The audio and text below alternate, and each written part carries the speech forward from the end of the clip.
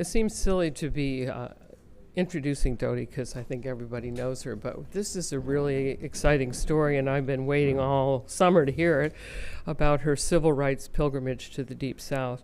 And so we'll give her a warm welcome.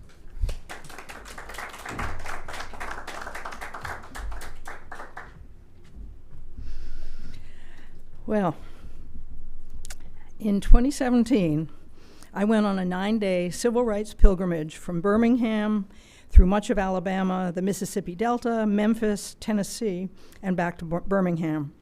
As the UU Living Legacy Project says, the pilgrimage is much more than a civil rights history tour. We did visit historic sites, memorials, and museums, but we also met with civil rights veterans, most of them unsung heroes and foot soldiers of the movement. On my pilgrimage, we also worked in the evenings in small, mixed consciousness-raising groups on our relationships to racism and white privilege and the barriers to equity that still exist for people of color.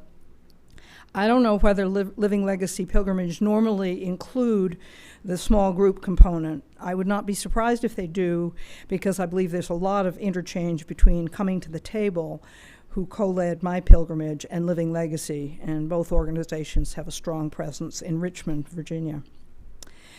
I would never have heard of the Living Legacy pilgrimages had I not been at the Ferry Beach Circle of Music, where a lot of our people are right now, the first summer that Reggie Harris was a workshop leader there. Reggie kept sharing his own story of growing up gifted and black in New Jersey amidst the overall role of music in the black experience and the black freedom movement. I kept asking him questions after each of his sessions, and the answer to pretty much each of my questions was, "You've got to come on a Living Legacy pilgrimage."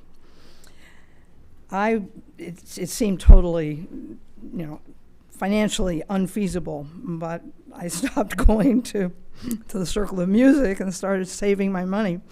And I was pretty sure that if I could somehow get the money together to do it, taking Reggie's advice might change my life and give direction to my strong but diffuse lifelong commitment to racial justice.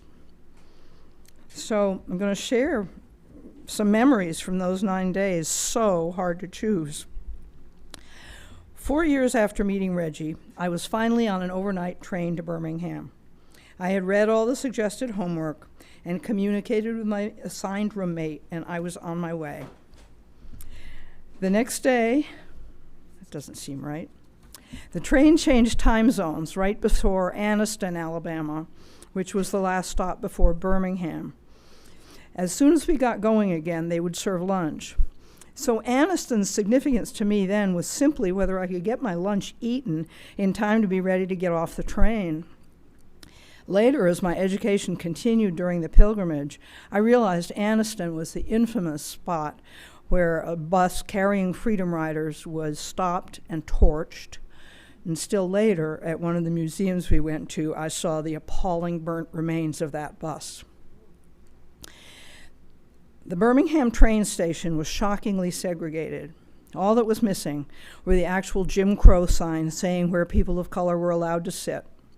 Everyone around me sat where they would have sat 75 years earlier. Black families crowded into shabby old seats, white folks spread out in comfort, physical comfort. But I felt profoundly uncomfortable, and I knew I was in the Deep South for the first time. Later that evening, after a catered supper followed by words of welcome, some singing with Reggie, and then our first small group meetings, the bus took us to our Holiday Inn via Dynamite Hill, a section of Birmingham where black professionals' houses were repeatedly bombed in the 50s and 60s. The whole city actually became known as Bombingham. See, I get very emotional. Next morning, we visited the site of Reverend Fred Shuttlesworth's iconic church. I was still just getting it through my head what a huge role Shuttlesworth played. He was already organizing in Birmingham in the early 50s. His parsonage was burned to the ground on Christmas Eve, 1956. He and his family survived the bombing, and he just redoubled his organizing efforts. Martin Luther King, at age 26, had meanwhile taken a job as pastor of the Dexter Avenue Church in Montgomery.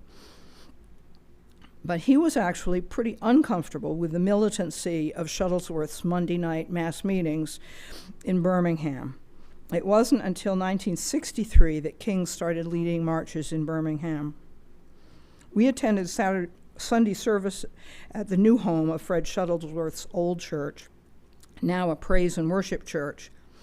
The congregation there is still proud of the church's historic role in the movement and was tickled that many of us on the pilgrimage knew the words to Lift Every Voice and Sing, which a choir sang in a reception that the church held for us after the service. Our first museum was also in Birmingham, across the street from the park that many of my generation watched on TV in 1963 as children were attacked by police dogs and fire hoses. Life-size sculptures in the park now keep those appalling images from ever being forgotten, even for folks who don't go into the museum, which is a wonderful museum. God, we went to so many just incredibly good museums. At the Birmingham UU Church, we attended a supper followed by a concert by the Freedom Singers, the modern iteration of the Freedom Singers. The next day, we went to George Washington Carver, the museum at Tuskegee Institute, south of Birmingham. I thought George Washington Carver did peanuts. Well, he did, but he did so much more than that. An orphan who bounced around a lot as a child, he nevertheless went to university and did extensive research to figure out how folks could grow crops to nourish themselves without impoverishing the soil. And the answer is peanuts, sweet potatoes, and crop rotation. He traveled all around the countryside gathering soil samples and then returning to teach individual farmers. He was also a gifted artist, and he gave up an opportunity to study painting in Paris due to his commitment to his research and to teaching his people how to apply it. There's a self-portrait of his over there amongst all the stuff I brought. If I remember correctly, he also invented home canning, and he authored a lot of the early Extension Service pamphlets. If you've ever read one of those pamphlets, he wrote, I already said that, as early as 1908. He is not to be confused with Booker T. Washington, who was his boss at Tuskegee. Unlike George Washington Carver, Booker T. believed black students should not aspire to anything beyond vocational training. We visited the Tuskegee airfield long enough to be reminded that the famous Tuskegee Airmen, being black, were assigned to escort bombers but never allowed to fly them. However, most Air Force squadrons absolutely insisted on being escorted by Tuskegee Airmen and no others, as they were considered the best of the best. In Selma, we walked over the bridge in solemn silence, imagining the courage it took to keep going after cresting the top of that tall bridge and suddenly seeing the vicious, heavily armed and mounted force just waiting to attack, intent on foiling the planned march to Montgomery. The leaders did turn back that day after the brutal beatings and stompings by horses on Bloody Sunday, 1965. The march was stopped that day, but the marchers regrouped, re-strategized, and later that year embarked on a well-supported march through Lowndes County from Selma to Montgomery.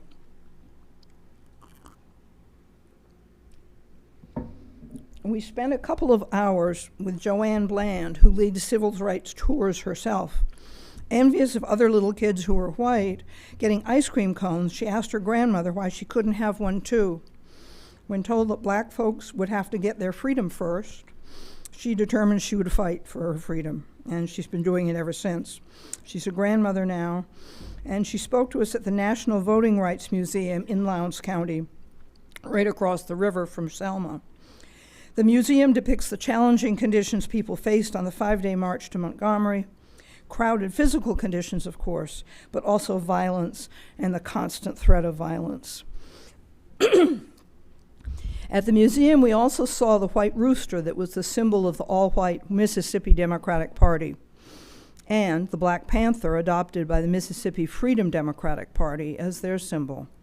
Looks a lot like the symbol adopted by the Black Panther Party, whose organizing I so admired in New Haven, Connecticut in the 1970s.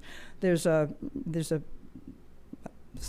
thing on the table showing both of those symbols that I got at the museum. Also along the march route through Lowndes County is a monument to Viola Liuzzo, who was a lay mom from a Detroit UU congregation who felt called to help the marchers and was shot to death.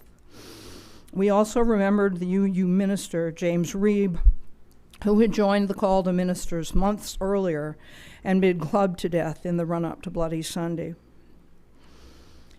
And then we got to Montgomery ourselves, where many amazing memorials are located, including one by the designer of the Vietnam Wall, and several from Brian Stevenson's Equal Justice Initiative, EJI.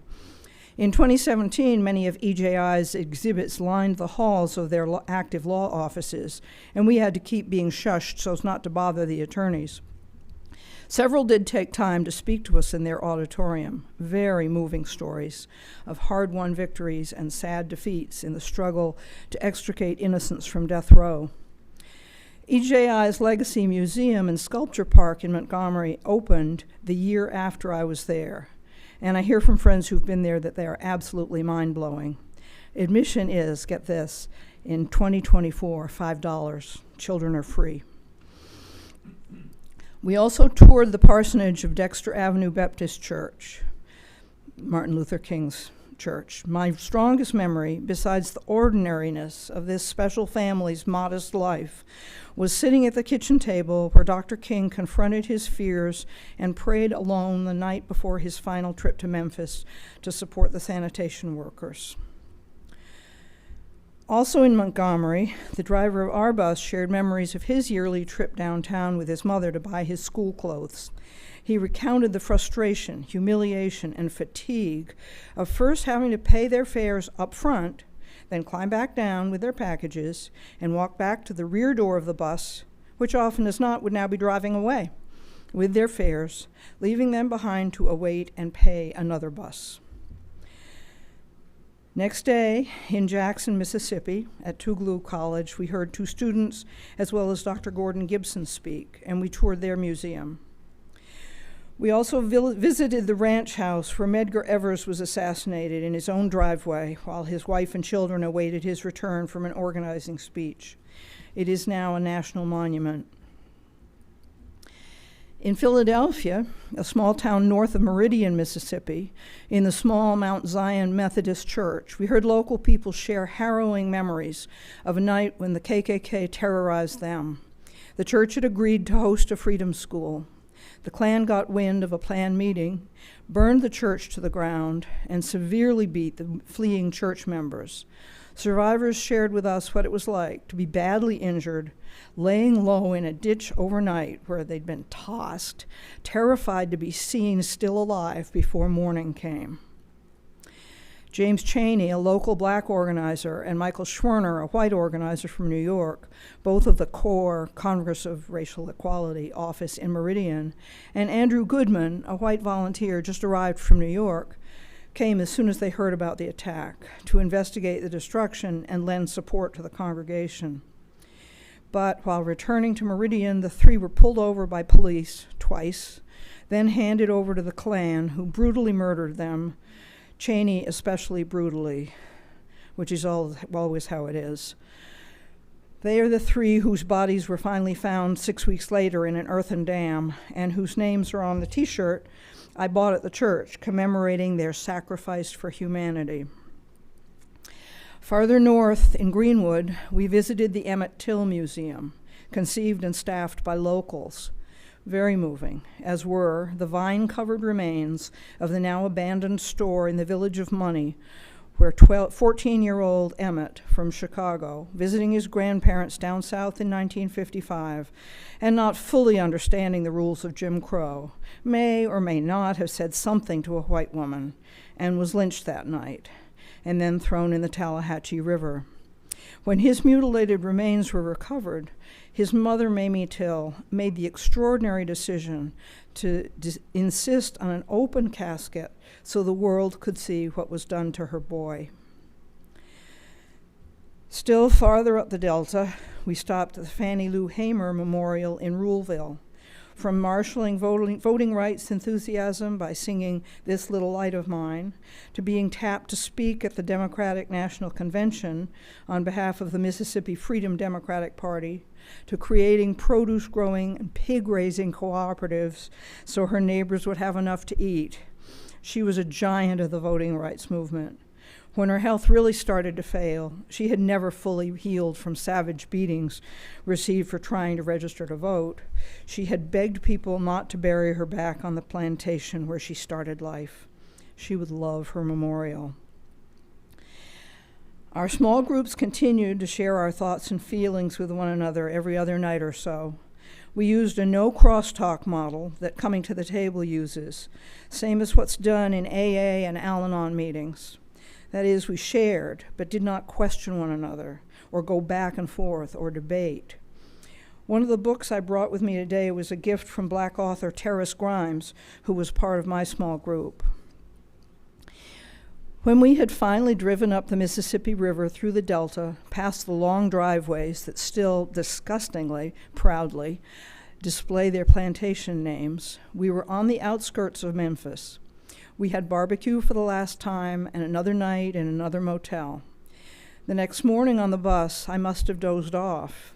I looked up, and we were suddenly in the parking lot of the Lorraine Motel, which looked just the way it had the night Dr. King was shot, balcony and all. I had been devastated then, and as we piled out of the bus to go into the National Civil Rights Museum, which is built around the motel, the tears were coming again. I knew that instead of the black seatmate I had spent a lot of the journey with, I needed to find a white person to ask for a hug. That was an awareness I might not have had at the beginning of the journey. The National Civil Rights Museum is worth a whole day or more in itself. Among many strikingly memorable experiences was the opportunity to board a 1950 Montgomery bus myself. Another was learning about the contributions of many unsung heroes, like Ella Baker, for whom Ella's song was written. And finally, I spent some quiet alone time on a bench outside the room Dr. King always occupied at the Lorraine, with a loop tape of Mahalia Jackson in the background, singing Precious Lord, just as he had asked her to. I spent a long time there, pondering my memories of his life and death.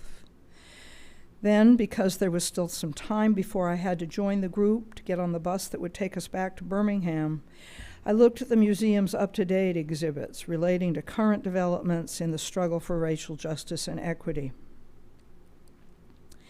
Back in Birmingham, my roommate and I had to stay an extra night to catch our train back north. She had a friend at UU Birmingham, and we went there again the next morning for Sunday service. At coffee hour, I heard more stories of the ways they had supported the struggle for racial justice over the years, including the especially harrowing times of the bombings, Bloody Sunday, and the Selma to Montgomery March. They had housed volunteers from up north, had provided rides from the airport, all of which carried a level of danger I don't think I have ever experienced. I am so glad I went on this pilgrimage, and I was right, it did change me. I am much more aware of my white privilege, and sadly of how very much further we have to go as a country in the struggle for racial justice. I now try to run every experience I have through the lens of how it might be different if I were black. I know I commit fewer microaggressions than I used to.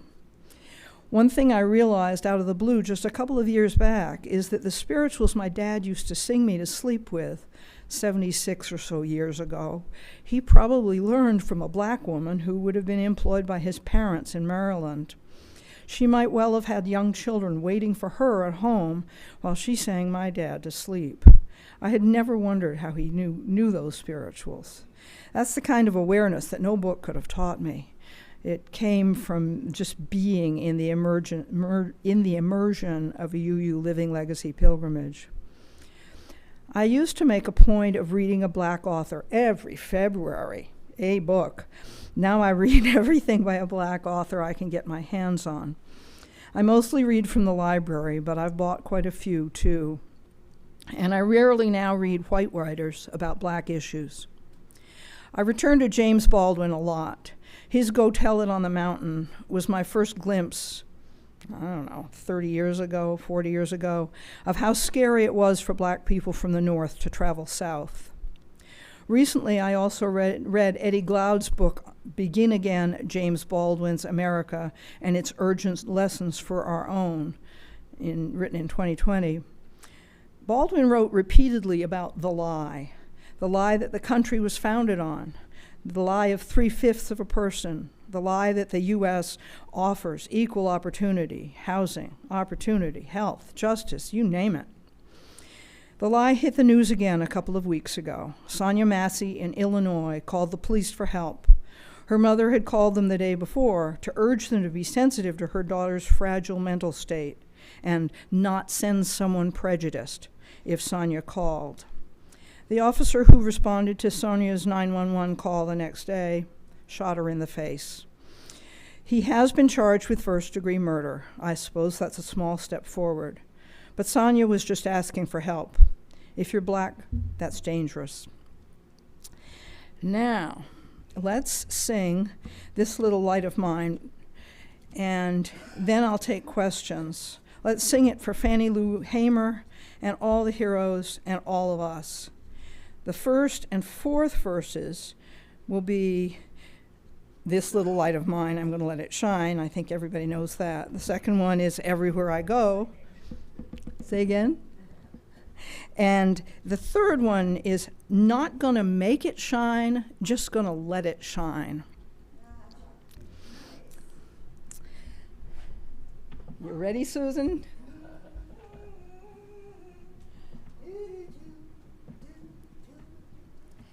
This little light of mine, I'm gonna let it shine. This little light of mine, I'm gonna let it shine. This little light of mine, I'm gonna let it shine. Let it shine, let it shine, let it shine.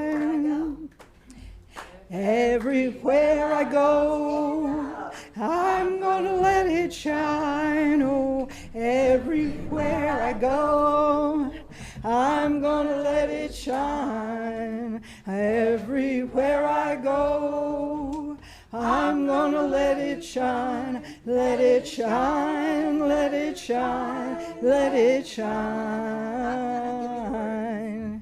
Not gonna make it shine, just gonna let it shine. Not gonna make it shine, just gonna let it shine. Not gonna make it shine, just gonna let it shine. Let it shine, let it shine, let it shine. This little light of mine, I'm gonna let it shine.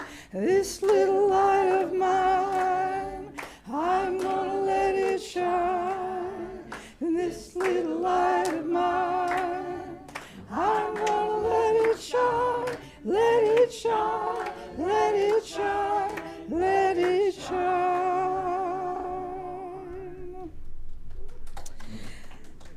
Now, if by any chance any of you have been inspired to go on a UU Living Legacy pilgrimage yourself, there are two coming up this fall.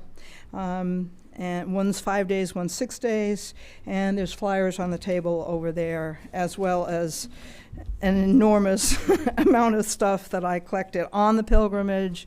There's just a lot of stuff. and yeah, questions?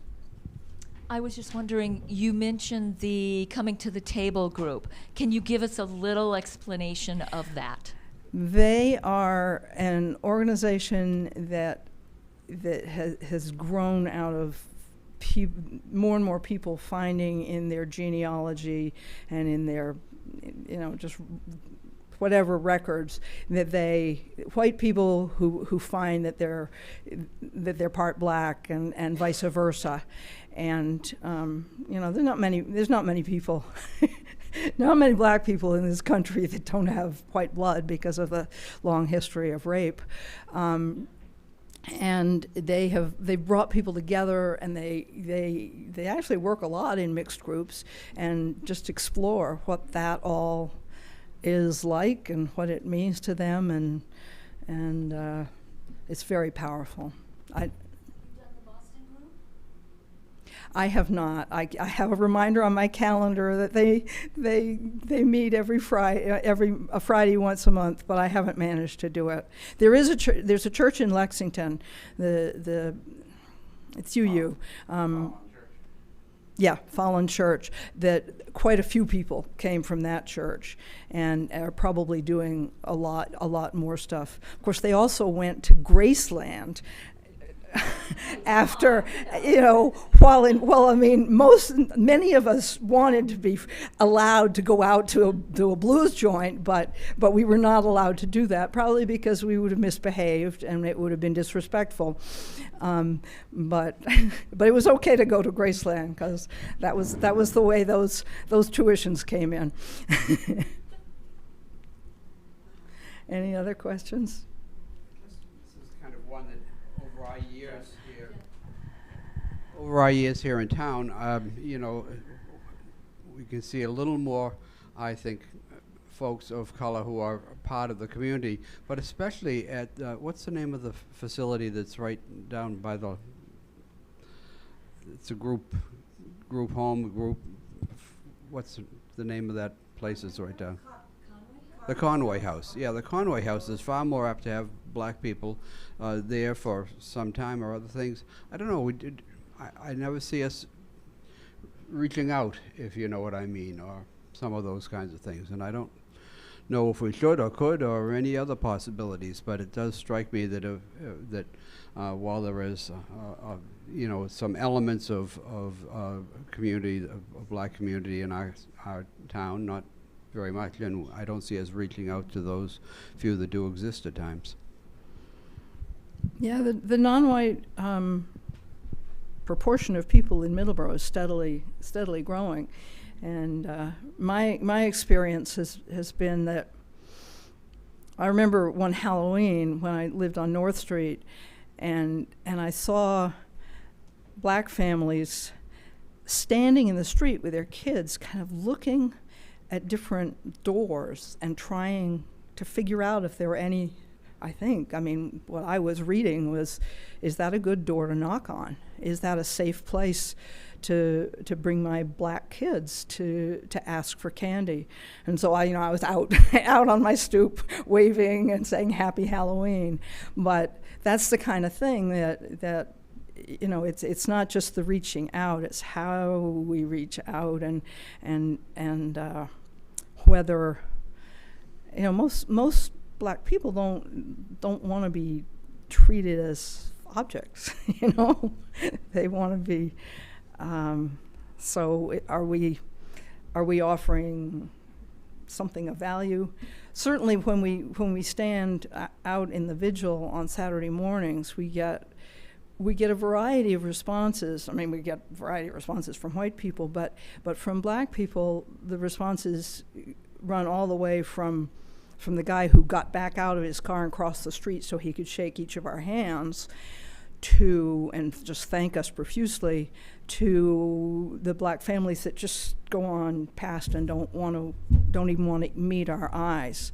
So, human beings are varied and have varied responses to outreach, and it's all very complicated, but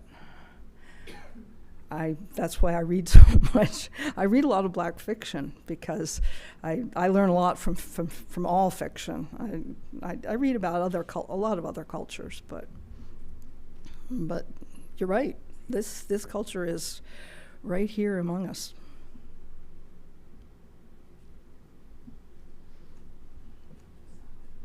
Questions, comments?